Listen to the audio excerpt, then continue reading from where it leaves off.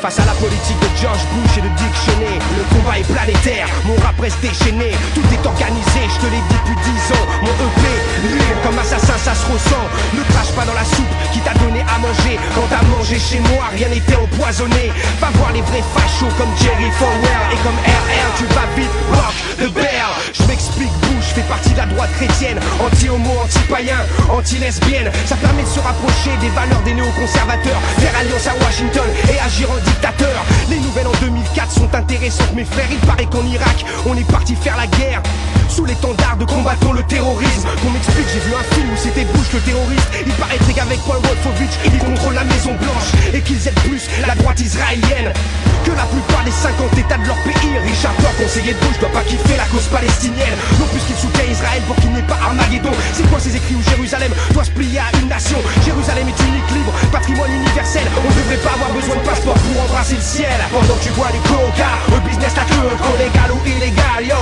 remets-toi ma démon. Aujourd'hui nouveau chapitre, c'est pétrole qui les anime et la tyrannie augmente comme le compte de toutes leurs firmes. Pendant que tu bouffes chez McDo, le business l'armement lourd, vas-y remets tes nags au pied. Tu peux y aller, vas-y cours, une société de délation pour que le contrôle soit parfait. Boucher mais les nazis donc sois pas étonné. Alors avec le 11 septembre, ils ont eu leur alibi pour régler leurs différends, partir en guerre, leur stratégie.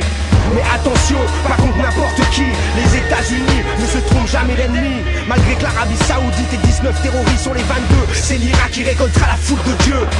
La terreur pour unifier l'opinion publique. Et quand l'ONU veut faire de l'ombre, on décrédibilise Blix. Car le but ultime, c'est la suprématie mondiale. Et on n'attaque pas les Saoudiens quand on veut l'impérialisme mondial. Au contraire, on leur affrète des avions privés. Et avant de rentrer chez eux, c'est à Paris qu'ils vont manger. L'Arabie Saoudite, c'est pas le pays de la Mecque, non. Qui business avec les steaks, c'est qui lapide ses femmes, non. C'est pas le pays qui investit plus de 100 billions de dollars, eh. Dans l'économie américaine, ils sont en train de les ken, eh. Derrière leur guerre au terrorisme, ils sont bien en business. On fait sauter Saddam, mais Oliver Burton fait son business. Normal, c'est Dick Cheney qui tient les rênes de ce business. Et pour Lockheed Martin, c'est sa femme qui encaisse les bénéfices.